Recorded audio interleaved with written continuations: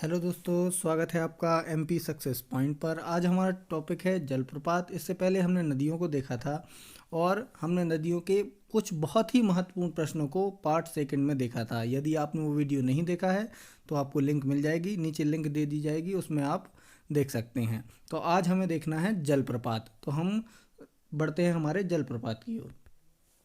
तो चलिए दोस्तों, हम देखते हैं हमारा पहला जलप्रपात। हमारा पहला जलप्रपात है चचाई जलप्रपात, जो कि कहाँ स्थित है? रीवा में स्थित है। कहाँ स्थित है? रीवा में स्थित है। इसकी गहराई कितनी है? इसकी गहराई 115 मीटर है। इसकी चौड़ाई कितनी है? 175 मीटर है। इसकी चौड़ाई है 175 मीटर।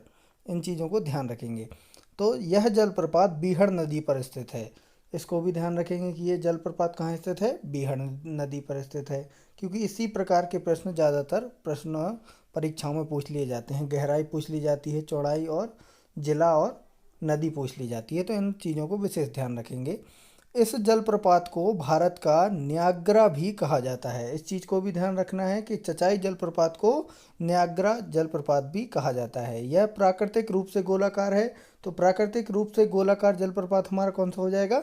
चचाई जलप्रपात हो जाएगा। 130 मीटर ऊंचाई के साथ यह प्रदेश का सबसे ऊंचा तथा भारत का 23वां सबसे ऊंचा जलप्रपात था। इस चीज़ पे गौर करेंगे, था, क्योंकि अब वर्तमान में बहुटी जलप्रपात 142 मीटर ऊंचाई के साथ प्रदेश का सबसे ऊंचा जलप्रपात है। इस चीज़ को ध्यान रखेंगे। अभी ये हमारा पुराना डाटा था, 130 मीटर ऊंचाई के साथ चचाई जलप्रपात प्रदेश का सबसे ऊंचा जलप्रपात था। लेकिन अब हमारा नया डेटा है 142 मीटर ऊंचाई के साथ बहुटी जलप्रपात प्रदेश का सबसे ऊंचा जलप्रपात होगा। तो नए डाटा को सेव कर लेंगे और पुराने डाटा को डिलीट कर देंगे। तो चलिए हम बढ़ते हैं हमारे अगले जलप्रपात की ओर।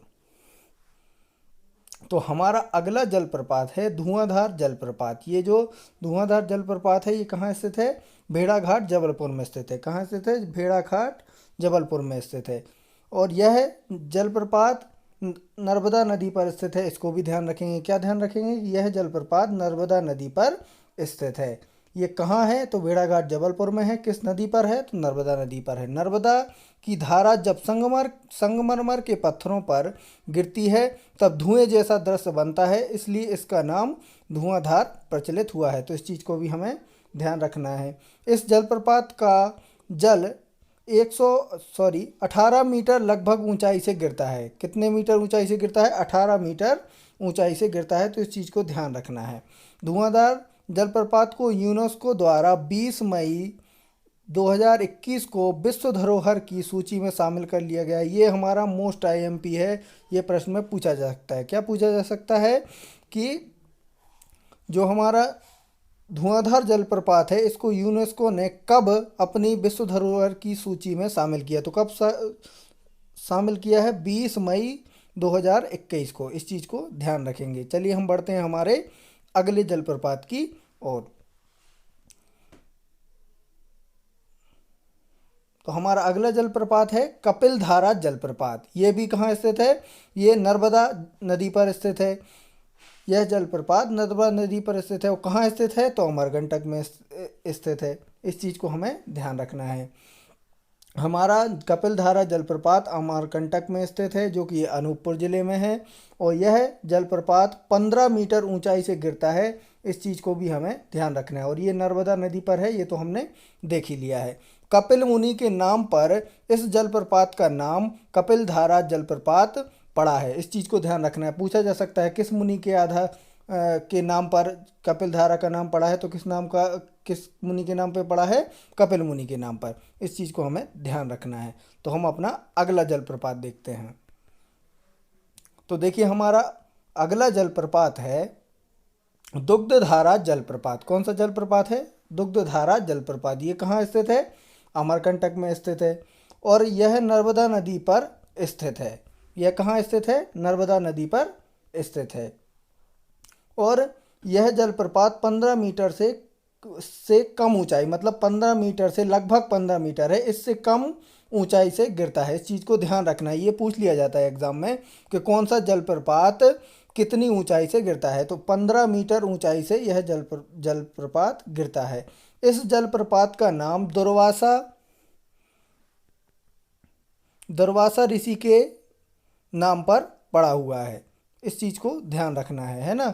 दुर्वासा ऋषि के नाम पर इस दुग्धधारा जलप्रपात का नाम दुग्धधारा जलप्रपात पड़ा है। इस चीज को हमें ध्यान रखना है। चलिए हम बढ़ते हैं हमारे अगले जलप्रपात की ओर।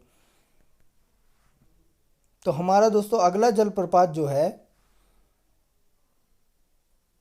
वह है सहस्त्रधारा जलप्रपात। कौन सा जलप्रपात है हमारा? सहस्त्रधारा जलप्रपात। ये कहाँ स्थित है? तो ये दोस्तों हमारा महेश्वर खरगोन में स्थित है। यह किस नदी पर स्थित है? तो यह दोस्तों हमारी नर्मदा नदी पर स्थित है। इससे नज़दीक स्थित जो गंधक झरना है वह त्वचा से संबंधित बीमारियों की चिकित्सा के लिए प्रसिद्ध है। इस चीज़ को ध्यान रखना, ये मोस्ट आईएमपी है।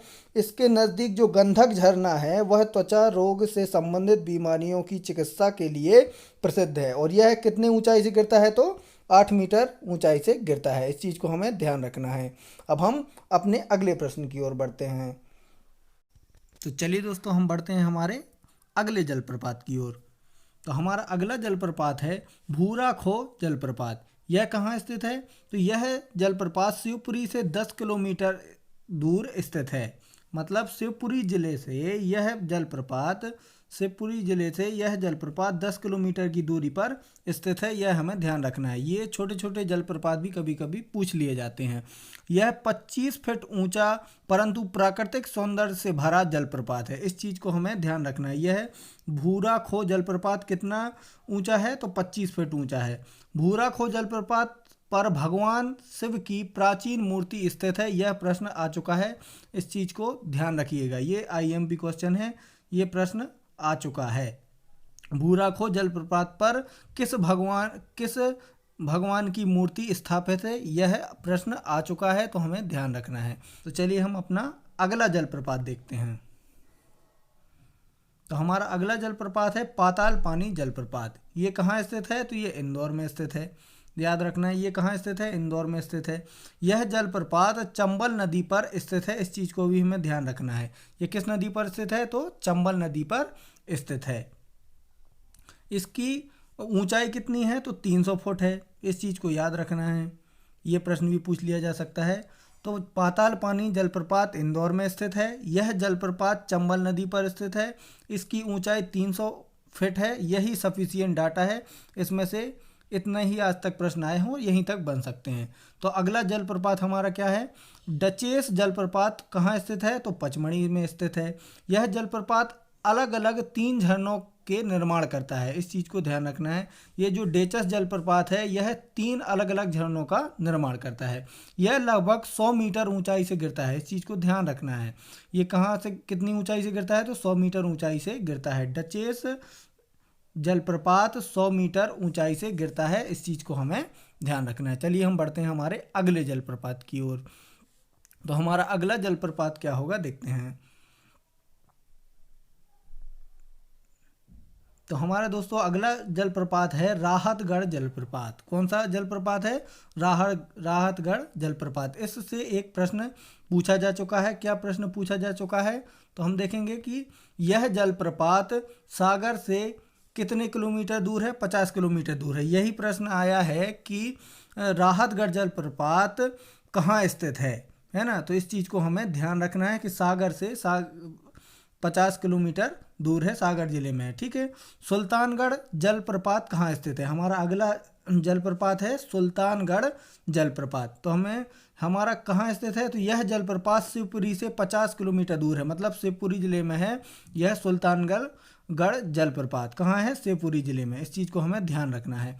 पार्वती नदी इसके सौंदर्य को बढ़ाने का कार्य करती है। तो ये भी पूछ लिया जा सकता है कि सुल्तानगढ़ जलप्रपात के नज़दीक कौन सी नदी है? तो पार्वती नदी है। ये पार्वती नदी पर नहीं है, लेकिन पार्वती नदी इसका सौंदर्य बढ़ाती है। इस चीज़ को हमें ध्यान रखना है।